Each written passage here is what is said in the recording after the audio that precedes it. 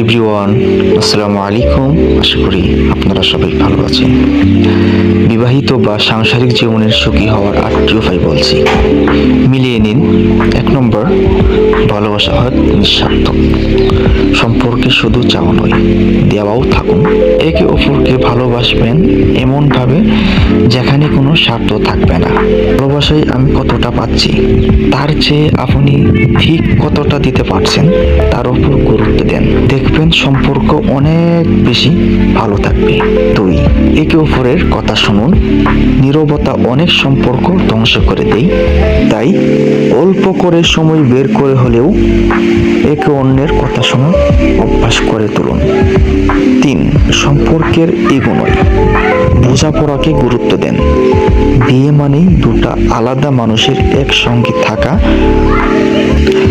ঝামেলা হলে ঝগড়া না গিয়ে বরং কিভাবে সেটি সমাধান করা যায় তার চেষ্টা করুন। 4, একে অপরের পরিবারকে সম্মান করুন।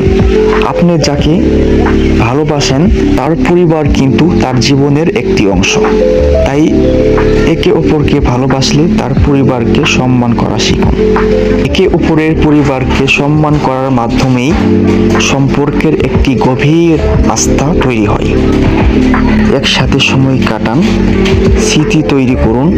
শুধুমাত্র দামি উপহার নয়, বরং একসঙ্গে হাঁটতে যাওয়া, ঘুরতে যাওয়া, ছাদে একটু বসা, বৃষ্টি দেখা, বারান্দায় বসে বই পড়া কিংবা চা খাওয়া, এই স্মৃতিগুলো কিন্তু ভবিষ্যৎ জীবনের ভালোবাসার চাষ।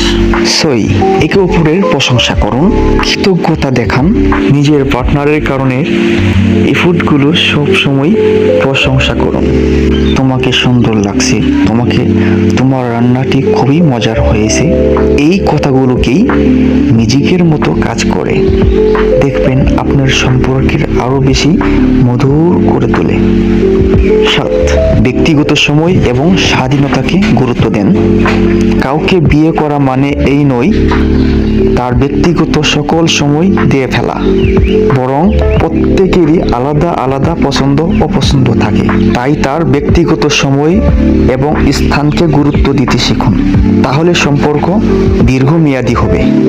8, ভালো সময় যেমন খারাপ সময় তেমনি। খারাপ সময় কে কার পাশে থাকছে তার উপর ভিত্তি করে কিন্তু আপন মানুষ চেনা যায়।